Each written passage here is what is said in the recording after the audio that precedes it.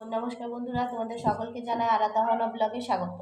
তো আমি বন্দনা তোমাদেরকে আবার নিয়ে চলে এলাম নতুন একটা ব্লগে। বন্ধুরা, তোমরা সবাই কেমন আছো? আশা করি ভালো আছো, সুস্থ আছো। আর আমিও একটা খুব যে ভালো আছি তা বলবো না, কারণ আজকে সকাল থেকে শরীরটা খুবই খারাপ। ভেবেছিলাম কালকে রাতে খুব এনার্জি নিয়ে শুয়েছিলাম যে সকালবেলা হয়তো উঠে ভালো করে ভিডিও করব, কিন্তু সকাল থেকে ক্ষমা করো আমাকে যে সকাল থেকে আমি কোনো ভিডিও শ্যুট করতে পারিনি। তো এই এখন বাজে বেলা 4টে বাজতে যাচ্ছে, তো আমি এখন থেকেই আজকে ব্লগটা শুরু করলাম। তোমরা দেখো কেন মনটা ভালো নেই, শরীরটা ভালো নেই, তাও তোমাদের সাথে শেয়ার করব। ভিডিওটা প্লিজ স্কিপ করো না, ভিডিওটা পুরো প্রথম থেকে শেষ পর্যন্ত দেখো, তাহলে অবশ্যই জানতে পারবে যে কেন শরীরটা খারাপ, মনটাও এতটা ভালো নেই। এখন বেজে গেছে বেলা 4টে, আর মেয়েকে টিউশন দিতে চলে যাবো। টিউশন থেকে চলে আসবো, তারপর তোমাদের সাথে শেয়ার করব। আর কালকে মানে মেয়েটার ম্যাথ পরীক্ষা আছে, তো পরীক্ষাটা হলেই শেষ হয়ে যাবে। তো যাই টিউশনটা দিয়ে আসি, তারপর তোমাদের সাথে আবার দেখা হবে। টিউশন দিয়ে চলে এসেছি মেয়েকে, আর মিস্ত্রিকে বানিয়ে নিয়ে এসেছি চা। তো একটু চা খেয়ে নিই, চা খেয়ে একটু মাইন্ডকে একটু ফ্রেশ করে নিই। দেখো চা আর বিস্কুট নিয়েছি, একটু খেয়ে নিই। তারপরে ঘরে প্রচুর কাজ পড়ে আছে, কিছু ভালো করে করা হয়নি। সকালবেলা মা ঘরগুলো মুছে পুজো দিয়ে নিয়েছে।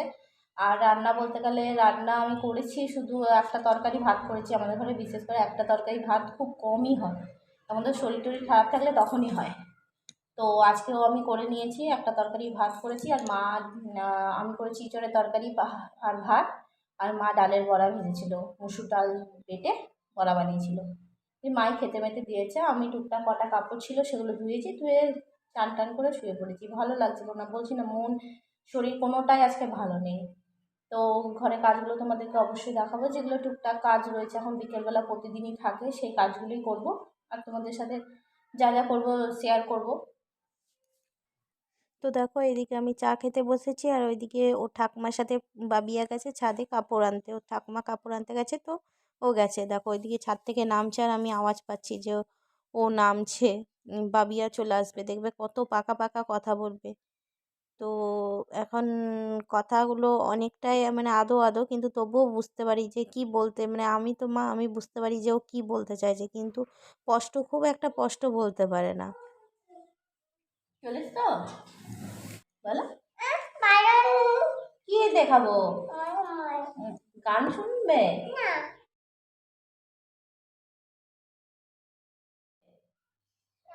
এই তো লাগিয়ে দিয়েছি। তুমি গনু ভাই দেখবে? গনু ভাই? তাহলে কি দেখবে?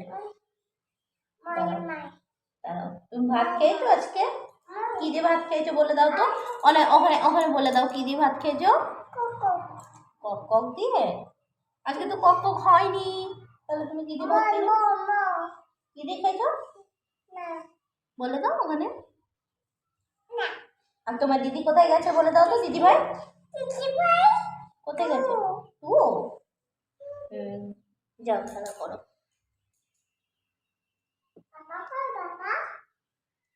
পাপা কোথায়, কি করছে বাবা? ঘুম ঘুম করছে?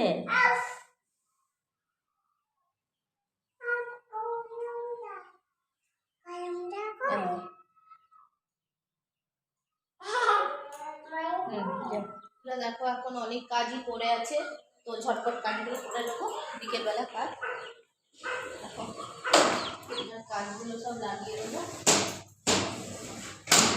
বিকেল হয়ে গেছে তো, আর জানলা খুলে রাখবো না, কারণ প্রচন্ড মশা ঢুকে যাবে। তো লাইটটা জ্বালিয়ে দিই, অন্ধকার হয়ে গেছে, জ্বালিয়ে দিলাম। এদিকেও এই ঘরেরও কাজ তো বন্ধ করে গেছে, এই ঘরেও অনেক কাজ আছে। তো দেখো কাজগুলো, বিছনা পড়ে আছে এদিকে, বিছনার কাপড় জামা গোছাবো। এদিকে আলনা তো গোছানোই আছে। এদিকে দেখো এই রান্নাঘরে এখন রান্না করছি না, নিচে রান্নাঘরে রান্না করছি বলে রান্নাঘরটা পরিষ্কারই আছে। আর এদিকে দেখো এই ঘরেও সব কাজ পড়ে আছে। এদিকে বিছনা তুলতে বাকি আছে, ঝাড়ু দেবো, ঘর ঝাড় ফাট দিয়ে উঠোন ঝাড় দেবো তারপরে। তো দেখো ঝটপট কাজগুলো বাগিয়ে নিই। ঘরের অনেক কাজই পড়ে আছে, এগুলো বিশেষ খুব পড়ে থাকে না, তবুও গোছানোই থাকে, তবুও করছি। মনটা ভালো নেই, শরীরটাও খুব খারাপ, এতটাই পরিমাণে মাথা যন্ত্রণা যে কালকে রাতে কোনো শরীরটা অসুস্থ ছিল না, ভালোই ছিল। শুলাম যে ভাবলাম যে না সকাল থেকে ভিডিওটা ভালো করে করব, কিন্তু আর সকালে উঠে মাথা ওঠাতেই পারছি না। কালকে রাতটা এমনই গেছে যে এরকম রাতটা যদি কোনো মাকে যেন না দেখতে হয়। আর নিজের জন্য হলেও মানে ঠিক আছে, নিজেরটাও সহ্য করা যায়, কিন্তু কোনো সন্তানের নিয়ে যদি এত খারাপ স্বপ্ন দেখে তাহলে কোনো মায়েরই মন কেন, শরীর কিছুই ভালো থাকবে না। তো কালকের একটা এত খারাপ স্বপ্ন দেখেছি যার জন্য আমার এত শরীর খারাপ, এত মানে মাথা যন্ত্রণা, শরীরটা আর মনটা এত খারাপ যে সারাদিন কোনো কাজই করতে পারছি না। শুধু মানে মনে পড়ছে শুধু সেই কালকে রাতের কথা। আর এমনভাবে যে ঘটনাটা মানে স্বপ্নটা দেখছি যে দেখে মনে হচ্ছে মনে সত্যি মানে আমার সাথে বাস্তবে ঘটছে। তো কালকে রাতে খুবই একটা খারাপ স্বপ্ন দেখেছি, তাও আবার নিজের মেয়ে নিয়ে, পুচকিটা নিয়ে।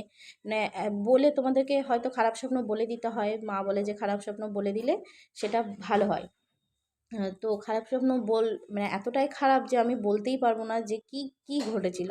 মানে নিজের মেয়ে নিয়েই ঘটেছে, কিন্তু এত মানে আমি যতবার কালকে রাতে মাঝরাতে ঘুম ভেঙে যাচ্ছে স্বপ্নটা দেখে, আমি যতবার চোখ বন্ধ করছি ঘুরে ফিরে দেখছি কেন জানি না আশ্চর্যজনকভাবে সেই মানে আমার স্বপ্নটাই আবার রিটার্ন আমার কাছে আসছে। আমি যতবার আমি মানে কালকে 3বার ঘুম থেকে উঠে গেছি মাঝরাতে, যে আমি কি দেখলাম এত খারাপ স্বপ্ন। আমি আমার পুচকিকে জড়িয়ে ধরে শুয়ে আছি, ভাবছি এত খারাপ স্বপ্ন দেখলাম আমার মেয়ে নিয়ে, কিন্তু যতবার চোখ বন্ধ করছি আশ্চর্যজনকভাবে সেই স্বপ্নটাই আমাকে যেন পেছন ছাড়ছে না।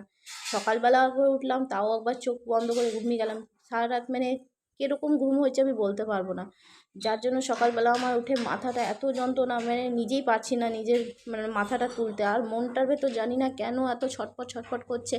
আমি জানি যে ওটা স্বপ্ন, কিন্তু তবুও আমি বুঝতে পারছি না যে আমার কেন এরকম হচ্ছে। হয়তো আমার মতন অনেক মায়েরই এরকম হয়। তো বাচ্চা নিয়ে যদি কিছু দেখে তাহলে সেই মায়ের সত্যিই মনটা খারাপ লাগে। ঘরটা ঝাড় দিয়ে চলে আসলাম, এখন উঠোনটা ঝাড় দিয়ে নেবো পরিষ্কার করে, কারণ উঠোনে অনেক পাতা পড়ে রয়েছে, রোজ বিকেলেই ঝাড় দিতে হয়। বিকেলে একবার, দুপুরে একবার, সকালে একবার, 3 বেলা করে ঝাড় দিই। উঠোনটা ঝাড় দিয়ে দিই।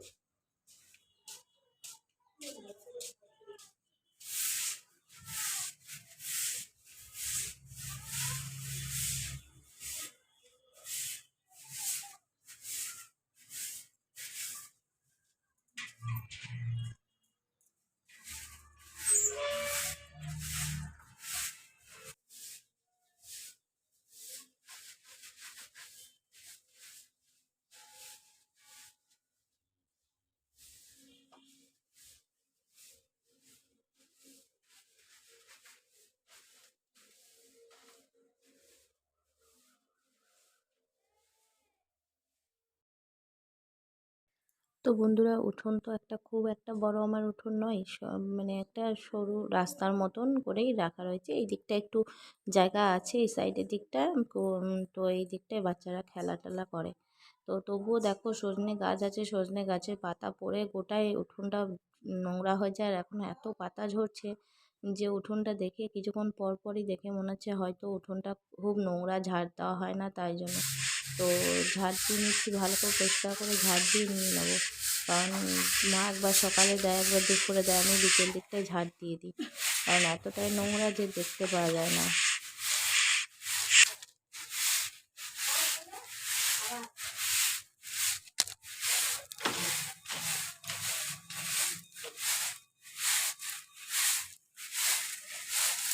উঠোন ঝাড় দেওয়া হয়ে গেল, এবারে এই ঘরের কাপড় জামা সব গুছিয়ে নেবো, গুছিয়ে পরিষ্কার করে নিয়ে 6টা বাজতে যাচ্ছে, মেয়েটাকে আনতে যাবো, বড় মেয়েটা ছুটি হয়ে যাবে, তো ওকে নিয়ে আসবো।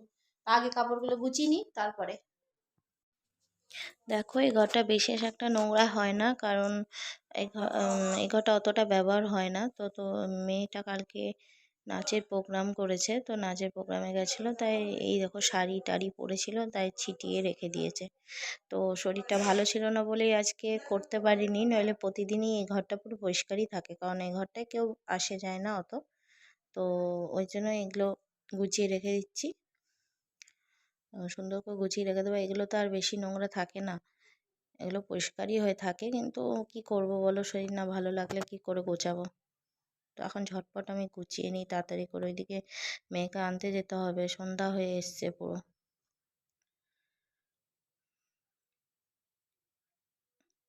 দেখো আমার পুরো পরিষ্কার হয়ে গেল, একদম বিছনা চাদর ঝেড়ে টেরে পেতে একদম এই ঘরটা একদম পরিষ্কার হয়ে গেল। আর এদিকে সন্ধ্যা হয়ে গেছে, মা সন্ধ্যা দিয়ে দেবে, তাই জন্য দেখো মন্দিরে সন্ধ্যা দিয়ে দেবে।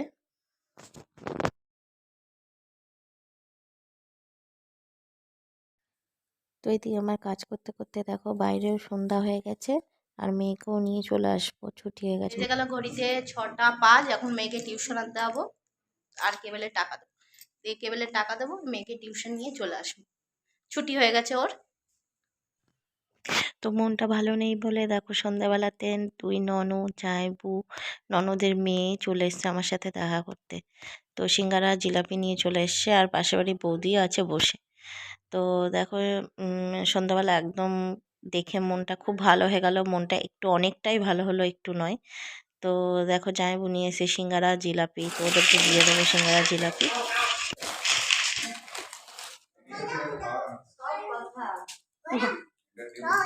তুই নে, নিচ্ছি, মা বাকি আছে। বন্ধুরা চলে গেল বাড়ি, এবারে আমি এখন রান্নাঘরে যাব। তো কি রান্না করবো দেখো, রাত্রে আমাদের রান্না করব হচ্ছে পেঁয়াজ পোস্ত করব,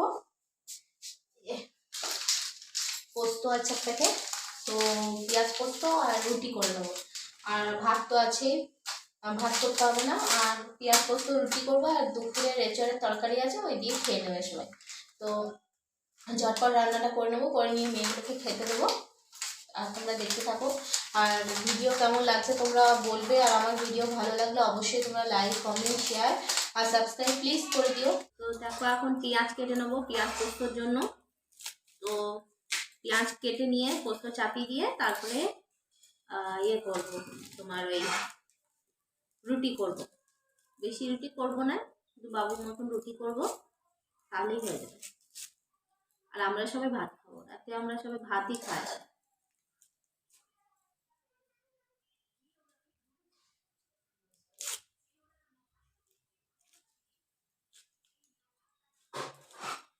পেঁয়াজগুলো কেটে নেবো, তারপরে পেঁয়াজগুলো ধোবো।